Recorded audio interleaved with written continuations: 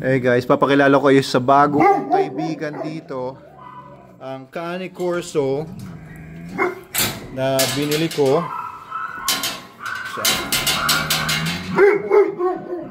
It's okay. Wala ako dito sa tabi ng case niya. Logan, yung bago mong kaibigan. So this guy, it's okay. So this guy is a 10-month-old Cane Corso na male. It's okay. Ayan, kinakahulan niya ako.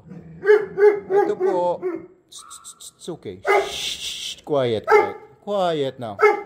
It's okay. So this guy, I bought him from someone na medyo kinukulit ako ng many days na. Tapos may sakit kasi yung mama. Kilala ko lang siya sa Facebook, and he's been chatting with me for some time na tungkol sa mga dogs, tungkol sa mga German Shepherds, meron din siya mga German Shepherds. Tapos binibenta niya sa akin ito. Nagtataka ako. Binibenta niya sa akin una, pinakita niya yung mga pictures ng magulang. Tapos ang picture na pinadala niya nitong aso na to ay parang nakatalikod lang yung aso na yung ulo lang ang pinapakita. Hindi niya pinapakita yung buo. Ayun pala, ganito pala itsura. Sobrang payat. Medyo tumaba na ito kasi last week pa ito dinala doon sa Manalo K9. Nilagay siya doon sa kennels natin doon. Ang payat niya. Medyo nawala-wala na yung bakat ng ribs niya. Ang pangalan niya doon sa dating owner ay si Sol. So, siya ay si Sol. Kita nyo, yung mga tenga niya ay bagong ear crop. Pero itong si Sol ay 10 months old na Cane Corso or Italian Mastiff. They originate from Italy, no? Yung mga dogs ng mga Roman soldiers daw. Parang ganyan, ano? Hindi ko pa masyadong na-research yung breed na ito. But they are Mastiff or Molosser type dogs na similar sized sa mga Rottweilers. Similar sized sila. So iba-ibang kulay din ng mga ito. Merong mga black, meron ako nakita na brindle. So this dog is quite aggressive. They're good guard dogs. Oh, si Logan yun. Logan, it's okay, Logan. So binenta sa akin ito ng owner, no? At first, he was asking 50,000 pesos for this dog. Pero sabi ko, sir, wala akong pera ngayon. Wala naman talaga akong kapera-pera ngayon. So, sinabi niya yung kanyang problema na may babayaran siya sa ospital kasi may malubhang sakit yung mama. So, as in yung malubha, the big C. So, etong aso na to, binibenta niya sa akin, and he was also selling me 2 German Shepherds. Pero yung German Shepherd na nagustuhan kong binibenta niya ay biglang naunahan daw ako ng iba. So nung after mga ilang days, kinukulit niya ako na bilhin ko na daw itong si Sol. Hindi ko naman alam na ganito itsura nito. At 50,000, sabi ko siguro okay naman yung presyo niya. Pero binabaan pa niya ng ginawa niyang 20,000. Sabi ko, wow, ang laki ng discount, from 50 naging 20. Tapos, binigyan pa niya ako ng free na isa pang Cane Corso na ang payat din ng dumating pero matapang daw, and 2 years old na black ba tsura nun, or parang brindle, dark brindle. Tapos, binigyan pa niya ako ng free na 2 working line na German Shepherd na isang male, isang female na pwedeng i-breed. Nag-hit yung female, kaya sabi ko, desperado na yung mama, no? Sa 20,000, sobrang good deal na nun. Pumayag na ako kahit wala akong pera naman at wala naman akong paggagamitan ng Cane Corso. Naawa na rin ako sa kanya dahil nga kailangan niyang bayaran yung ospital. Tapos nakita ko yung mga dogs, ang papayat. Tapos ito nung dumating, may mga garapata dun sa mga balikat niya, magkabila, dami. So binilan ko muna ng next guard at pinakain ko sa kanya. So hopefully, no, patay na yung mga garapata nito, kundi maahawaan si Logan. Sol, namimiss ito ng owner niya.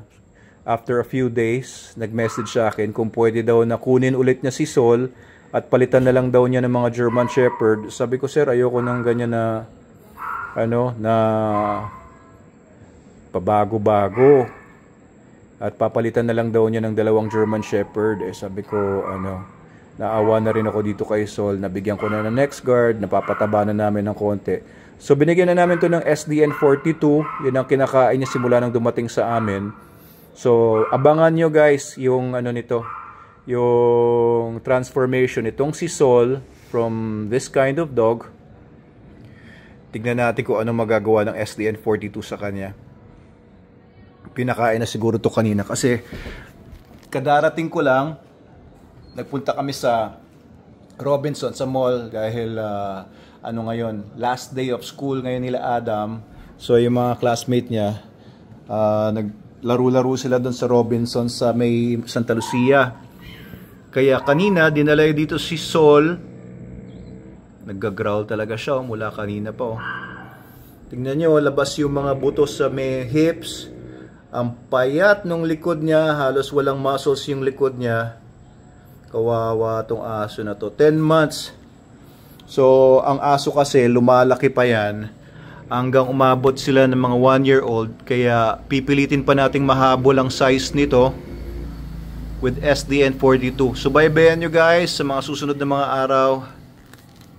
Bago nating experiment, bago nating case, si Sol, the Italian Mastiff or Canis Corso. Ayan, isang male na Canis Corso. Pakita ko rin sa inyo yung 2 German Shepherd doon. Ang papayat din. At saka yung isang Canis Corso, ang payat din. So, sayang, no? These are majestic dogs, supposedly. Nagga-growl pa. It's okay. So, sasanayin ko lang siya sa presensya ko. Ayan, nagga-growl siya, pero darating ang panahon din ito na mapapaamo ko to. Kumain ka na ba, Sol? Water. Ba't yung water mo parang may wiwi? May food siguro kanina ito. Gusto mo ng food pa? Gutom ka pa? O busog ka na? Ayan si Sol. Anong palagay nyo kay Sol, guys? Comment below kung may experience kayo. Kung gusto nyo ba na mag-video pa tayo at i-upload ko sa mga susunod na mga araw tungkol dito kay Sol. Are you interested in him?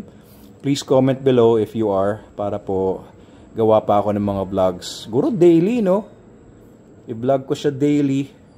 Logan, saan ka? Logan? Here. Logan. Logan. Ano masasabi mo dito kay Sol? Here, come here. Hindi ko kita pinapapasok dyan. Ang tanong ko sa iyo, magiging kaibigan mo ba itong si Sol? Kaibiganin mo ito. Huwag mo i-bully ito, Kaibiganin mo. Huwag mong awayin yan. It's okay, Logan, It's okay. Bata pa yan si Sol, 10 months old. Ayun, si Sol. It's okay. Kaibiganin mo nga. Pag inaway ka, huwag kang papatol, ha? Tignan natin kung anong gagawin ni Logan. Marunong naman manansya to At saka as long as nandito ako, hindi naman siya babanat. Ano? Ayaw din niya na basta-basta lapitan. Alam niya magkakaroon ng away kasi mukhang aggressive. Nagpapakita ng ng fear, aggression. Ayaw rin niyang masyadong ma-intimidate. Ayan, kita nyo? Kaya nasa loob na siya. Kanina gustong-gusto niya yung puntahan Pero alam niya yung tansyahan. So hindi siya basta-basta lalapit. Rinirespect niya yung space ni Sol.